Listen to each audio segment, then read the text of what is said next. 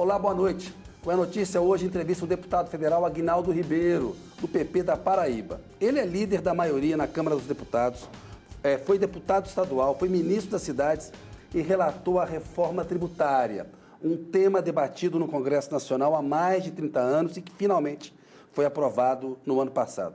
Deputado, boa noite para o senhor. Boa noite, Kenny. Alegria estar aqui com você. Eu que agradeço o senhor dar a entrevista para a gente. Deputado, a gente estava conversando um pouco aqui antes da entrevista, a Maria, nossa repórter aqui, perguntou para o senhor qual foi a sensação de aprovar a reforma tributária. Porque eu me lembro, eu sou jornalista há 35 anos, no governo Fernando Henrique Cardoso, Lula 1, Lula 2, conversava, quase votava, não saía. E o senhor conseguiu, depois de muito trabalho, fazer uma grande articulação política com Câmara e Senado e a gente votou uma reforma tributária no ano passado. Qual que foi a sensação e por que é importante votar uma reforma tributária? Olha, eu acho que a primeira sensação é de vencer, né, o gigante da incredulidade durante todo esse tempo, né? A gente passou aí, como você disse, desde a Constituinte de 88, na própria Constituinte se tentou ter uma reforma tributária, não se conseguiu. Depois sempre esteve na pauta do Parlamento brasileiro. E algumas vezes mais próximo, outras vezes menos. O fato é que sempre esteve em pauta uma reforma tributária, né? E assim, a sensação de termos aprovado uma emenda constitucional, para nós foi primeiro a sensação de missão. Eu acho que eu assumi assim como um missionário mesmo, ó, nós temos que cumprir essa missão de uma reforma tributária. E por quê?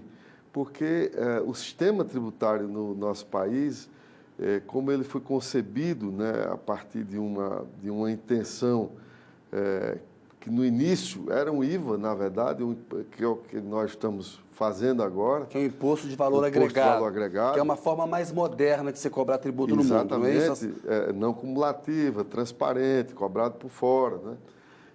Mas isso se desvirtuou por conta das bases, né, tributárias ao longo da história. Você lembra que em determinado momento o IPI era o imposto mais relevante, mais importante do nosso país por conta da industrialização, né? O ISS era um imposto que não tinha potencial arrecadatório, era muito pequeno, né? Não arrecadava quase nada. O imposto sobre serviços. O imposto sobre serviços, né? E essa lógica foi mudando. E como nós temos uma base que tributa muito o consumidor, e a gente tributa menos renda e patrimônio e mais o consumo, a gente acaba que criou um sistema que é muito injusto com o brasileiro, porque paga mais quem ganha menos. O pobre paga mais. Na prática, o pobre paga mais. Na prática é isso. Então, a gente, assim, e além de tudo, você também tem um sistema que ele é caro, é complexo, inseguro, e gera um custo para o país que todos nós pagamos. Ou seja, para as empresas e para as pessoas físicas. Para todos nós, empresários, né, o consumidor, né, quem está no meio da cadeia produtiva também paga, quer dizer, todos pagam. E por quê? Porque ele é um sistema que é cumulativo, ou seja, você paga impostos... em cascata, né? Em fases. Né? Ninguém sabe quanto paga, a grande verdade é essa, que o brasileiro não sabe quanto paga no consumo. Você compra um produto ou um serviço, você não sabe quanto está pagando, exatamente por conta disso. E a insegurança jurídica, né? Que é você, primeiro, às vezes o empresário que tem direito ao crédito, ele não recebe o seu crédito, né? E, ao mesmo tempo, depois de você cumprir a sua obrigação tributária, você também não tem a segurança de que se encerrou ali. Você depois tem, por exemplo, uma fiscalização que vem, que diz, olha, você calculou errado o imposto.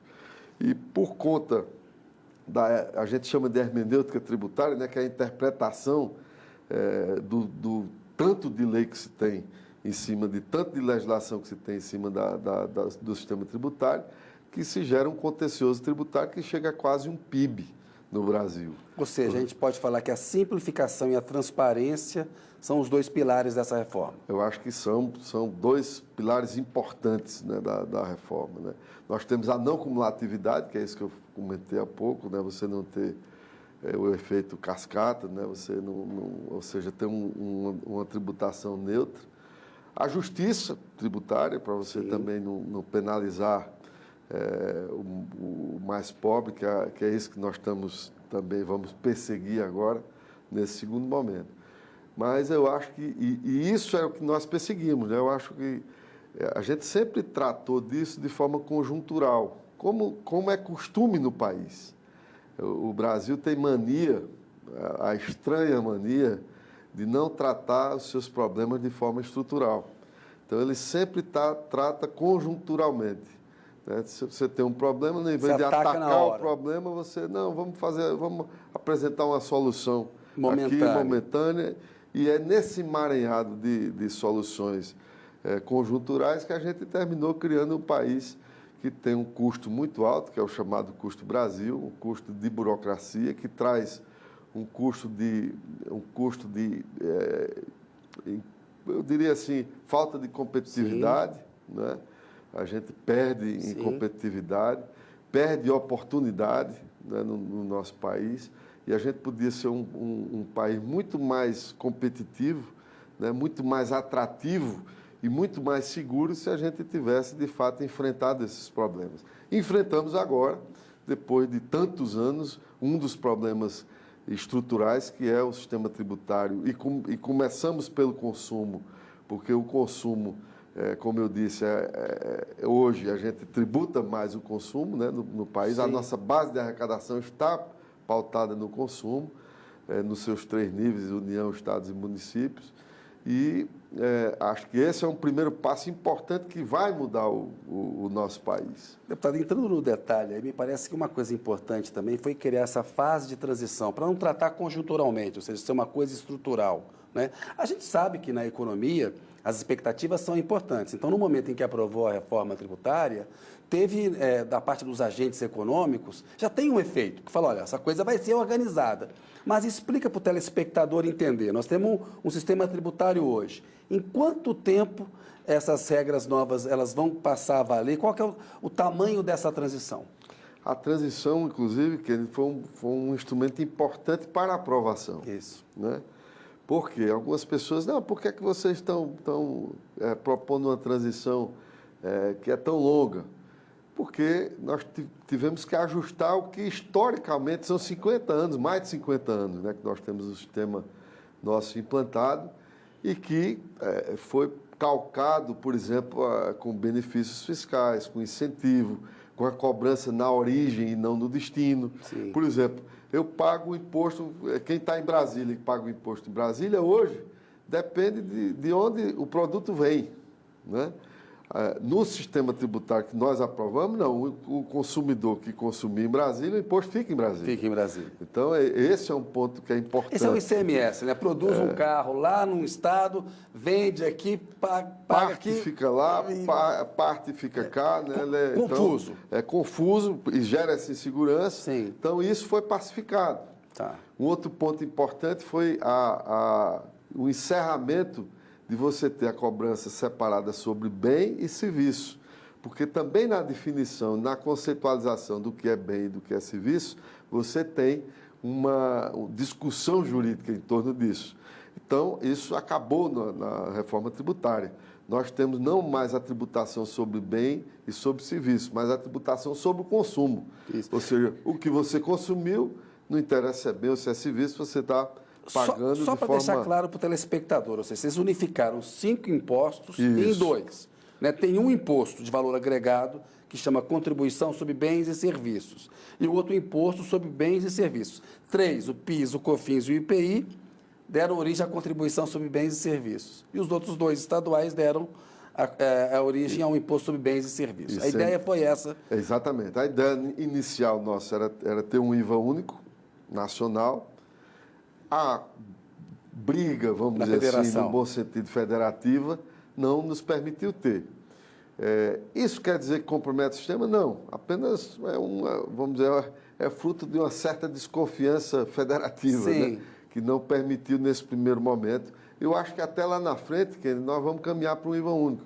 Porque a própria tecnologia vai se encarregar disso. Se evoluir bem, de facilitar o split payment que nós propomos, que é o pagamento já dividido, né? E hoje ocorre, porque hoje praticamente tudo você paga por meio eletrônico, né? Então, Fica nesse fácil. momento é mais fácil você já apropriar o que é do Estado, o que é da União, o que é do município. Então, você não vai ter tanta dificuldade a partir disso.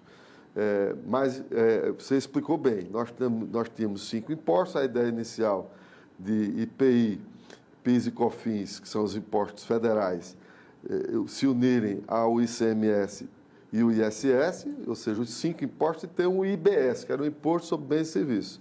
Como isso não foi possível, nós mantivemos o IBS para atender estados e municípios, ou seja, ICM, ICMS e ISS, e a contribuição sobre bens e serviços, que é a CBS, que une os impostos federais, que é o PIS, COFINS e o IPI. Então, ficou dividido dessa forma. E nós temos, na verdade, 2 transições, vamos assim dizer, né? Nós temos uma transição que afeta muito mais o setor produtivo, o consumidor. O consumidor, na verdade, não vai sentir nada disso, porque ele não vai ser impactado por isso, né? Ele vai ter, ao longo desse processo, a criação, nós vamos ter uma nota fiscal nacional, única, uma nota fiscal eletrônica brasileira, né, válida em todo o território nacional. Nós vamos ter ali na nota fiscal a cobrança destacada do imposto por fora, ou seja, nós vamos saber agora quanto nós pagamos de imposto. Então, se o produto hoje, como é que é hoje? Se um produto é R$1.000 ou um serviço, né, ali dentro dos R$1.000 está embutido o imposto. Ninguém sabe quanto custa. Como será? Aí nós vamos ter o seguinte, nós vamos ter o produto, na verdade, se ele custa hoje 700, ele vai ser apresentado como 700 e um imposto destacado. Então, vamos lá, teria mais 300 que estaria destacado. Então, o brasileiro vai saber, eu estou pagando de um produto de 700, estou pagando 30 ali, ou 25, dependendo da alíquota em relação ao imposto. Essa primeira transição, a gente começa ali em 2026 e vai até 2032. Quer dizer, em 2032 a gente conclui toda a parte de operacionalização para, a partir de 2033, aí sim, entrar na plenitude 100% do sistema operacional. E temos uma transição que é interna, que essa transição ela é mais complexa para o telespectador entender, mas ela é uma transição que diz respeito aos entes federados. Então, é mais ou menos para o equilíbrio de tudo aquilo que tem de benefício fiscal concedido, né? Da própria transição da cobrança da origem para o destino.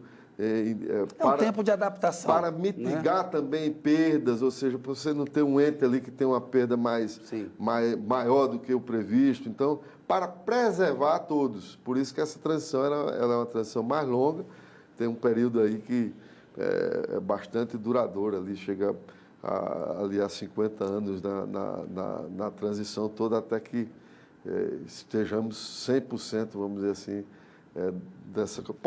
Pode se antecipar? Pode, porque você vai fazer, ao longo do tempo, a revisão do próprio sistema, né? Eu acho que até em função do próprio impacto, a gente teve agora na Índia um bom exemplo, que foi o único país com características semelhantes ao Brasil do ponto de vista de uma grande federação, né, com diversidades regionais, e lá se teve um impacto muito positivo da implantação do IVA, que começou em 2017 e já se teve um impacto na economia real muito significativo, né? Além do impacto que você falou, que é o impacto da expectativa de mercado, que já foi um ganho, né? Aqui no Brasil nós já tivemos esse ganho com essa aprovação, mas aqui tem vários estudos que pontuam aí ganhos adicionais no PIB aí, em torno de 12% a 20%, né, em 15 anos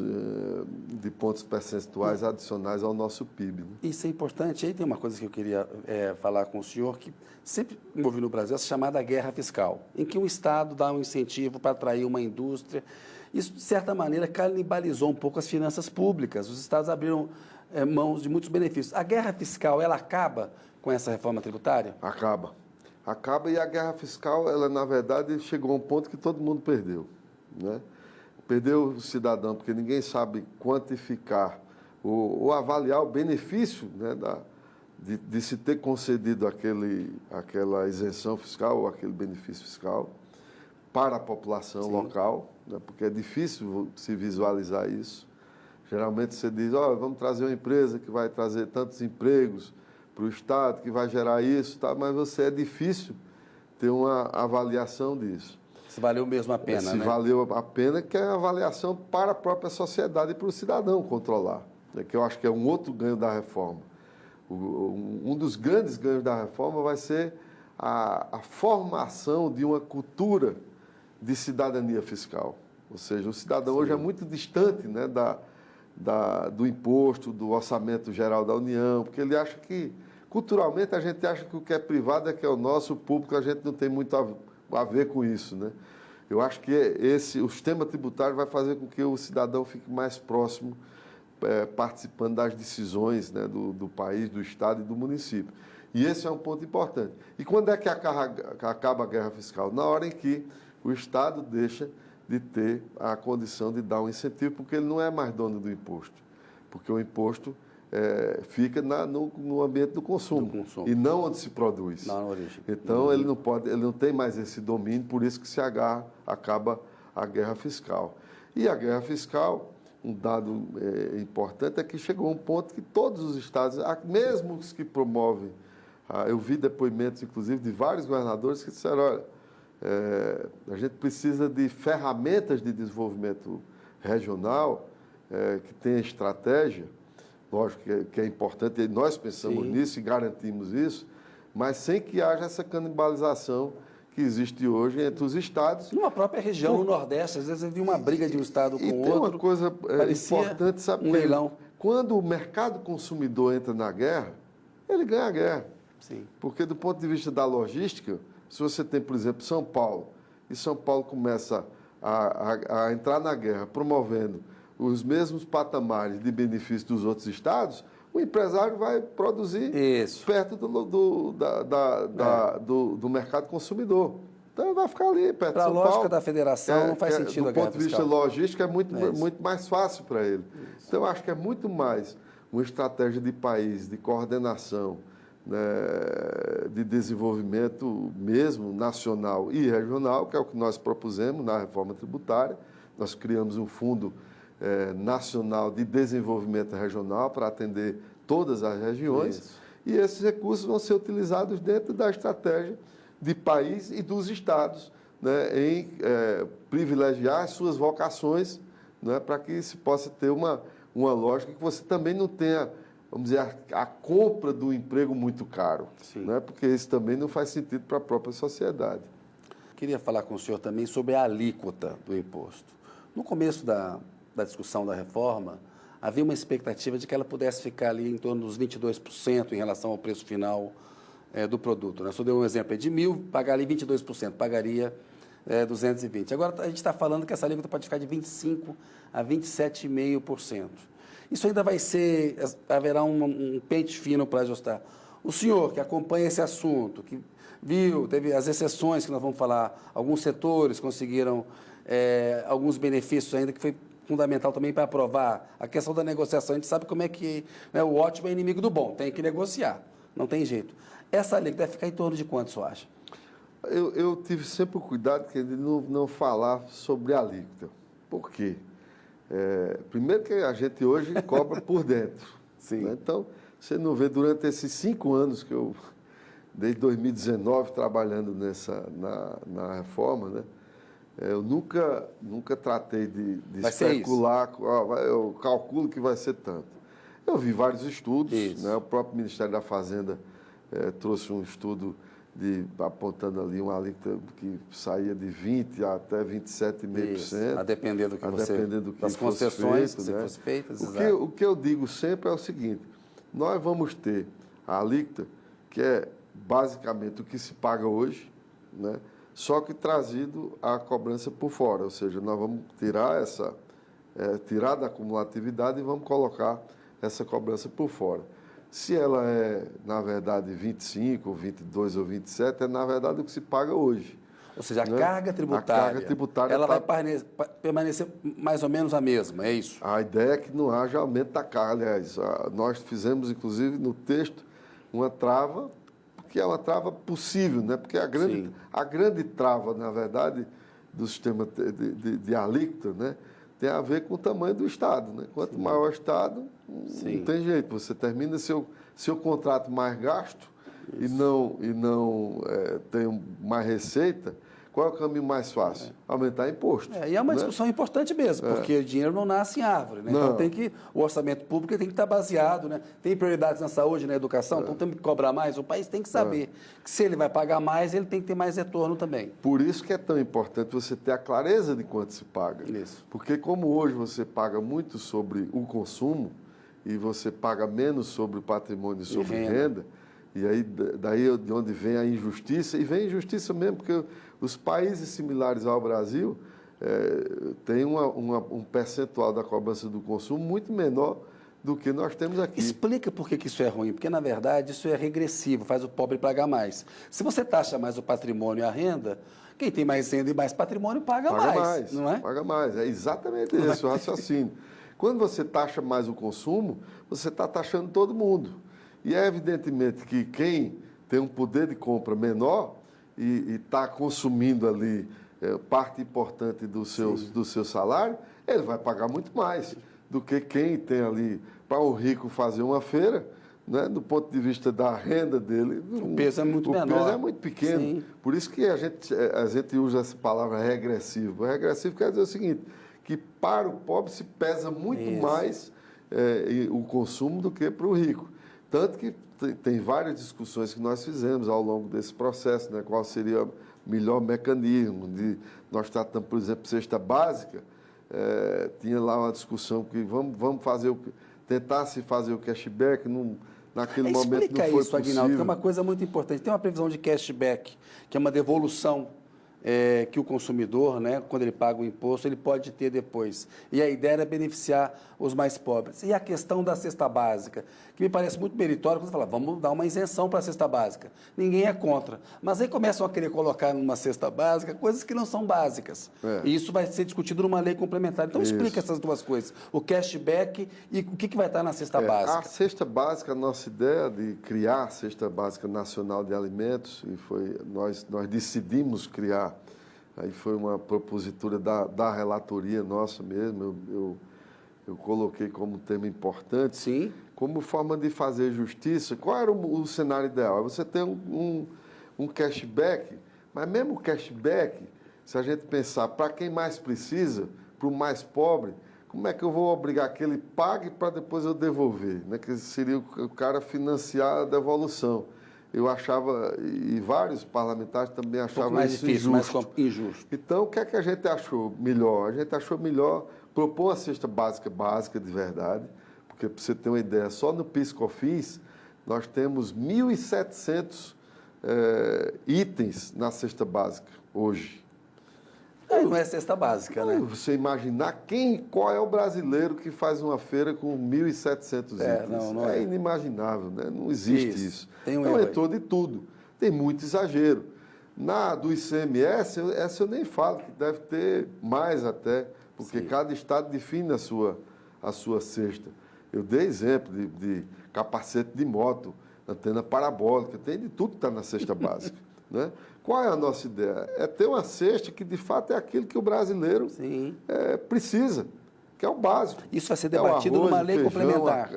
Numa lei complementar. Haverá uma discussão. Que vai definir isso de forma muito clara. Eu acho que a gente tem essa clareza de que nós estamos fazendo uma cesta para atender setor. Nós estamos fazendo uma cesta para atender o brasileiro. Isso. Aquele que precisa, né? Pensando nesse, né? Aí você pode dizer, mas o rico também vai ser beneficiado. Já é hoje. Já é hoje. Né? Eu tenho que pensar, eu tenho que primeiro delimitar isso, para de fato se dar acesso.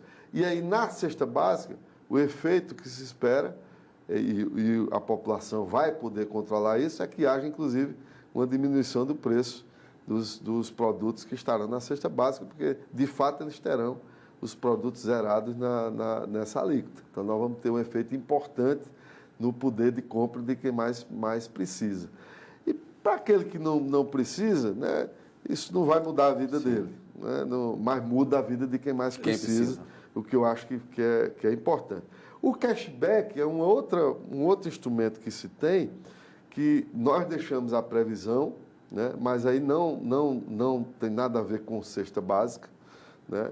É um instrumento que se tem para algumas políticas que se quiser definir, públicas que se quiser definir para se promover, inclusive, o incentivo, né? Até a própria arrecadação, como premiação. E dar a alguns contribuintes essa oportunidade de você, naquele produto ou serviço, você pagar e depois receber, como você hoje tem programa de cashback, né? É mais ou menos isso que se deixou previsto na emenda constitucional. Aguinaldo, o assunto é árido e é importante a gente abordar, porque você entende disso demais e explica bem. Eu queria que você dissesse rapidamente para a gente o efeito sobre a sonegação e a formalização da economia. Essa reforma tributária vai ajudar nessas questões? Vai, é fundamental. Uma das apostas nossas nesse processo é exatamente você aumentar a base. Porque quando você simplifica, todo mundo paga. É mais fácil você, quando você tem um sistema que é simples, né? Tá ali, eu já sei quanto pago. E é bom participar da economia formal, né? Você tem benefícios. Paga, você vai ter o benefício. Numa economia que hoje, cada vez mais, ela é, vamos dizer, mapeável do ponto de vista arrecadatório. Por que ela é mapeável? Porque é aquilo que eu falei no início. Hoje, o papel moeda está cada vez mais escasso. Então, todas as operações você está se fazendo via cartão, telefone, Pix, você vai ter Drex, você tem um monte de coisa que... Então, essas plataformas vão ser... os meios de pagamento vão estar concentrados ali. Então, é lógico que é mais fácil você... já tem ali, já tem o que é do Estado, eu não vou mais... Que é outro problema que se acabou a gente acaba na reforma, que é essa história do empresário, sempre foi, de alguma forma, um instrumento, um agente arrecadador, indireto, porque ele participava dessa cadeia. Agora não, ele passa a ser, eu estou ali, esse dinheiro aqui, essa não é meu, é do Estado, eu vou pegar. Está claríssimo. Já está definido para ele. Então, isso faz com que a gente aumente base. Aumentando base, a gente, por exemplo, tem um efeito positivo sobre a alíquota. Porque se eu consigo aumentar a minha base de arrecadação... Você pode diminuir. É aquela... arrecadar, né, menos sobre mais, né? Ou seja, você tem mais gente pagando, então você consegue ter uma alíquota menor. Nós também acreditamos nisso, que vai aumentar esse ambiente, vai haver mais formalização por conta dessa simplificação e da tranquilidade que você pagou o imposto. Eu não vou ter mais exceção de saco não, tem uma dúvida aqui, se isso... Porque qual é o problema hoje? Você, qualquer coisa...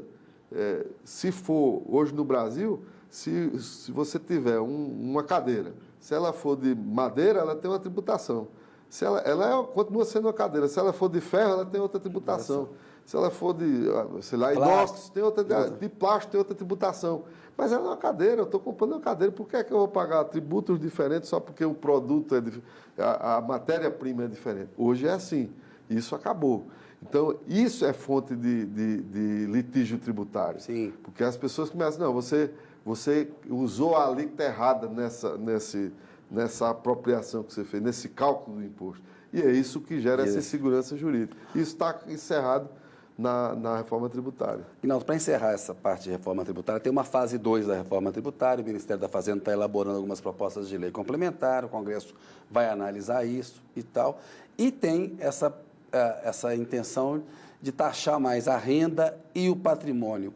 Isso sai ainda em 2024, que tem eleições municipais, ou você acha que fica para 2025? E eu te pergunto, do risco de deixar para 2026 quando tem sucessão presidencial? Na emenda constitucional 132, que foi a emenda do novo sistema tributário brasileiro, nós temos lá uma previsão para que o governo envie a reforma da renda e patrimônio. Então, está lá a previsão para... Está com a data. Está com data para se enviar. Então, algumas coisas o governo pontualmente até já fez no ano passado. Sim. A gente teve offshore, teve tributação de fundo exclusivo, nós tivemos algumas mudanças, né, pontuais, e se espera que se possa vir com clareza, né, esse alcance da reforma da renda e do patrimônio. É lógico que a gente tem que ter um equilíbrio, na minha opinião, para que não se pese a carga tributária total no país. Então, se você vai aumentar a renda e patrimônio, na minha opinião, você tem que calibrar também para diminuir o consumo. Que aí você também está beneficiando as pessoas que mais precisam, a classe média brasileira. Então, eu acho que isso é extremamente relevante e esse será um debate que certamente será feito. Eu quero crer que, dada a própria determinação do ministro Haddad em caminhar com esses pontos, eu acho que esses temas devem ser, mesmo que não sejam, vamos dizer, totalmente aprovados ou finalizados tudo esse ano, né? Mas pelo menos iniciado esse debate para que o ano que vem se conclua, que é um ano que nós não vamos ter eleição, né? Onde se conclua isso para também se ter clareza de sustentabilidade fiscal e no país, que eu acho que essa é uma questão importante para o país, para também se manter o nível de sustentabilidade da dívida pública brasileira, que é fundamental. Aguinaldo, vou pedir licença um minutinho. A notícia volta daqui a pouco com Aguinaldo Ribeiro.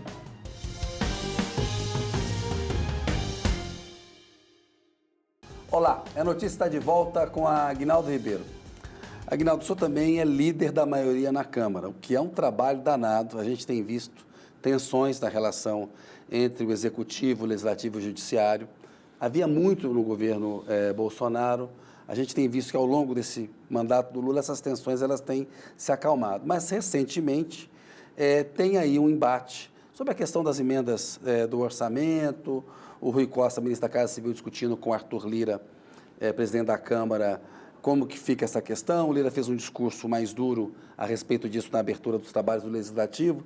Como é que o senhor avalia esse conflito nesse momento? Nós temos uma crise de governabilidade no Brasil? O presidencialismo de coalizão no Brasil está abalado ou não está, na opinião do senhor? Eu acho que tal qual a nossa sociedade, né, a gente vai evoluindo, né, e é um processo que é um processo longo, né? Isso se reflete também na política como um todo, né? O extrato social nosso está representado no Parlamento brasileiro, né? Nas duas casas, na Câmara. Ninguém chegou ali por acaso, aquilo é um retrato do país. Nós temos a representação da sociedade, né? Que decidiu de forma soberana, como também no Executivo nós temos também uma decisão soberana da sociedade brasileira que escolheu um projeto, né, para os próximos 4 anos. Eu acho que nós tivemos um momento em que houve uma discussão, né, sobre esse tema de como é que essas coisas vão andar, para onde é que pende. Tinha gente que defendia semipresidencialismo, né? Gente que defendia parlamentarismo. Eu acho que nós temos que ter a maturidade, na minha opinião, para, nesse momento em que o país mais precisa, e a nossa geração e as gerações que estão vindo, é preciso ter muito equilíbrio, né? Eu acho que cada um deve ter consciência do seu papel institucional, né, relevante. Todos são, acho que o Supremo tem um papel importante e está definido na Constituição o papel de cada instituição brasileira, e é importante, na minha opinião, essa consciência e essa cooperação para que nós possamos juntos atravessar o momento que nós tivemos de dificuldade, que foi o momento onde houve uma instabilidade, né, no próprio país. Nós vivemos um momento de estímulo à radicalização, né, de estímulo até à ruptura, né, no nosso país. Então, eu acho que esse é um ambiente que nós temos pessoas experientes, né? Eu acho que o presidente Lula é inegável a sua experiência como gestor, como político que é, né? Nós temos o presidente Pacheco, que também tem cada um no seu estilo, né? Mas tem tido também muita responsabilidade com o país. O presidente Arthur, que tem conduzido, é importante a gente dizer que a pauta do governo foi aprovada em 2023, pautas importantíssimas que foram aprovadas Acabamos no de falar da parlamento. reforma tributária. A gente está falando de uma pauta histórica, que é a reforma tributária. Isso. Mas tivemos marco de garantia, né? Tivemos pauta de transição energética, tivemos carbono, que foi aprovado, tantas e tantas matérias marco de garantia que o governo enviou, que foram importantes para que... A própria, eu falei aqui de offshore, CAF que se votou, enfim, eu podia aqui elencar várias matérias. Então, acho que foi um ano que se produziu bastante, de forma cooperativa, executivo, legislativo e o próprio judiciário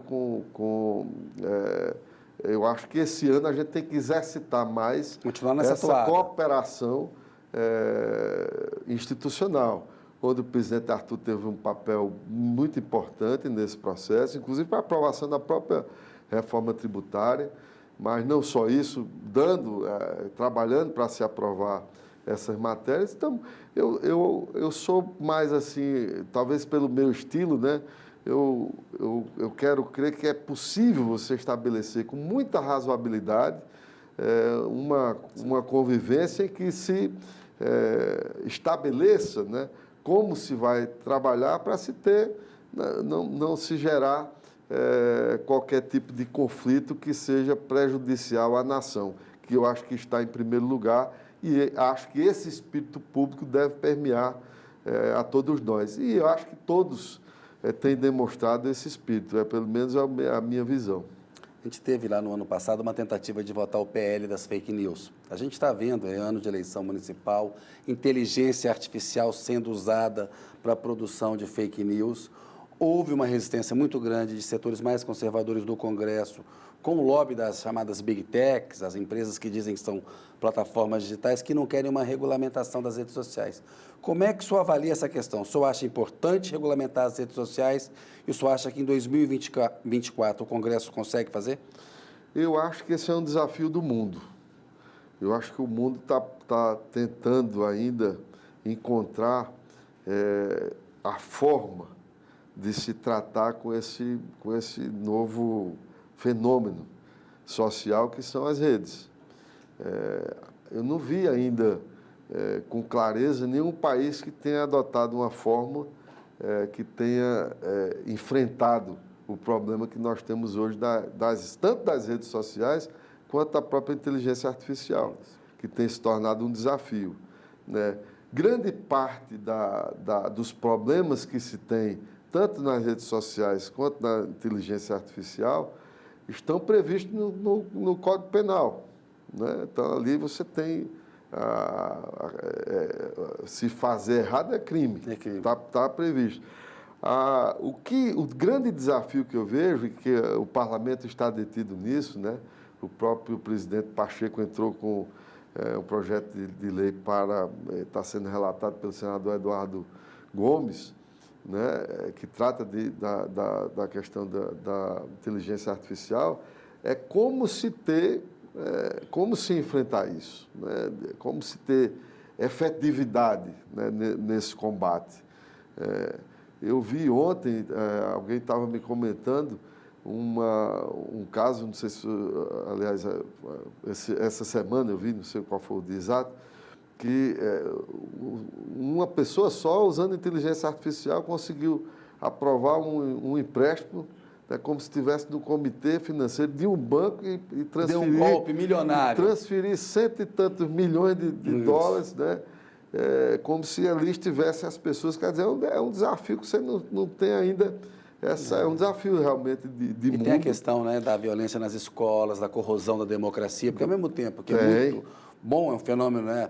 Todo mundo está com o celular na mão, as redes sociais elas vieram para ficar, né? Tem uma ameaça à democracia, né, ministro? E nós estamos vivendo isso já desde 2018 no Brasil, e em alguns países isso começou com o Brexit. Isso. Quando nós tivemos ali quando o Reino Unido deixou a União Europeia. Deixou a União Europeia. Foi o primeiro registro, assim, de manipulação com utilização das redes sociais. Então, a gente viu aquele caso do próprio Facebook, nós tivemos uma, sei lá como eles chamam, mas uma CPI lá no Congresso inglês, né, onde se foi convocado, que já era essa discussão, esse embate. A solução ainda não veio, né? Eu acho que o que a gente tinha que, na verdade, promover é um grande debate, que eu acho que é um debate sociocultural, né? Eu acho que as redes sociais, inclusive alguns fundadores que já escreveram livros, né? Eu li alguns, eles disseram que se desvirtuou Sim. no conceito do que seria a criação das redes sociais. Elas não foram criadas com aquele objetivo e foram utilizadas para outro fim, né? Mas como fazer? Essa que é a grande questão e é o grande desafio para todos nós. Eu acho que eu tenho um pensamento que eu acho que é muito importante. Primeiro, nós termos uma sociedade cada vez mais forte. Nós defendemos valores na nossa sociedade. É a gente não relativizar aqueles valores que são princípios importantes para uma sociedade e um país sadio. Então, a gente começa pela família. Eu acho que a família é a base de qualquer sociedade. Quando você tem uma família que está adoecida, né, você termina adoecendo também a sociedade. Então, esses são temas que são importantes e aí não é questão de ideologia, não é questão de princípio. A gente atacar o âmago da questão. E o grande problema que nós estamos vivendo, e talvez seja esse um problema, que é a corrupção dos valores, né? A gente está vendo isso ser atacado na sua base. E aí a gente termina por relativizar tudo. E você vê esses embates que são cada vez mais superficiais, né? As pessoas sequer têm, vamos dizer assim, a curiosidade de se aprofundar nos temas, mas elas já pegam assim, ó, se fulaninho está contra, eu também estou contra, porque eu estou indo aqui nessa corrente sem nem fazer uma avaliação mais detida, mais prévia de conteúdo, sem prejuízo, né? Porque o que eu acho que foi muito ruim nesses últimos anos é que a gente teve briga dentro de família, a gente teve briga de amigo, né? Teve gente se afastando, porque tudo se tornou um embate ideológico, quando, na verdade, isso, para mim, nada mais é do que uma manipulação social. E é preciso que a sociedade está de olho para reagir a esse tipo de manipulação. Aguinaldo, nosso tempo acabou, mas eu queria uma avaliação rápida sua sobre o governo Lula até o momento. Olha, eu acho que o governo conseguiu, no ano que se estimava, né, o pior, né? E aí, lógico, o governo pautou temas importantes que deram nessa tração que o país precisava, inclusive para modificar até as previsões, né? Nós tivemos previsões que A economia cresceu mais, por exemplo. A economia cresceu mais do que o previsto, se apostava contra a economia, né? Nós tivemos números que mostraram exatamente o contrário, né? Nós fomos melhor do que muitos países. Acho que isso se deu também por conta dessa decisão do parlamento, né, de apoiar as pautas importantes para o país. Eu acho que foi um trabalho conjunto, né? É importante a gente destacar isso.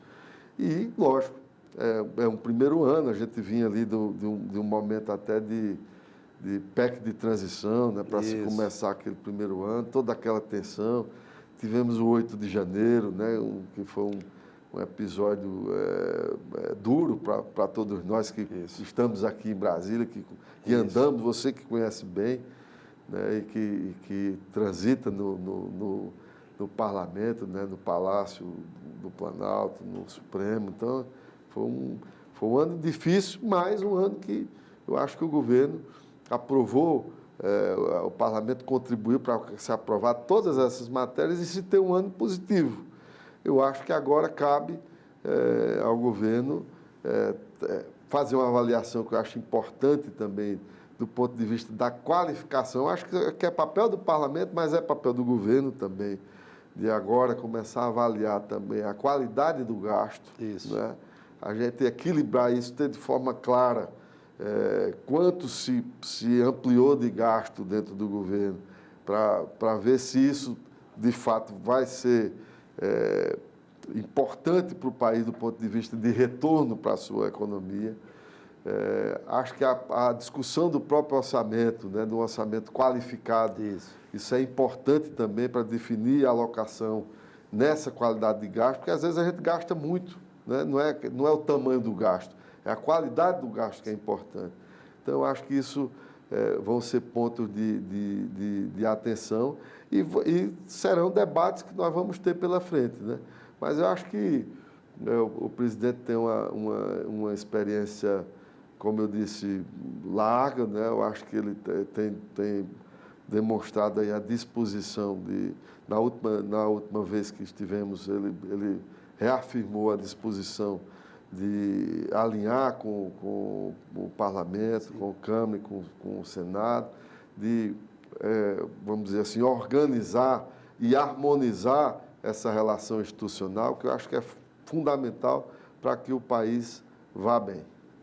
Ministro, obrigado pela sua entrevista. Eu boa que noite. agradeço. Um abraço, até a aqui próxima. com você. Valeu. Boa noite para Obrigado você. mesmo. Boa noite Valeu. para todos. Valeu.